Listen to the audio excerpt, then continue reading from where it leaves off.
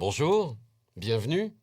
Comme chaque semaine au Blogueur, on enquête dans toute l'Europe, on compare et je prends position. En France, avant les années 70, il y avait par an plusieurs milliers d'enfants nés sous X, contre moins de 700 aujourd'hui. Alors entre-temps, il y a eu la pilule et la légalisation de l'avortement. Reste la question de l'abandon sous X, c'est-à-dire celui de l'anonymat total ou partiel des mères. Et en Europe, la tendance est plutôt à la transparence. Comme en Grande-Bretagne, où l'on va même jusqu'à donner l'identité des donneurs de sperme, comme en Allemagne, où des mères peuvent cependant abandonner leurs enfants dans des boîtes à bébés.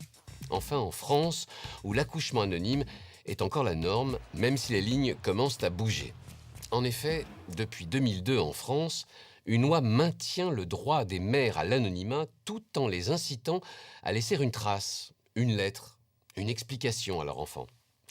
Mais pour tous ceux qui sont nés sous X avant cette loi, tenter d'en savoir plus sur ses origines est une bataille difficile et souvent perdue d'avance. C'est d'ailleurs ce que nous allons voir avec Rémi Vincent, qui s'est invité au domicile parisien d'une victime de cette loi du silence.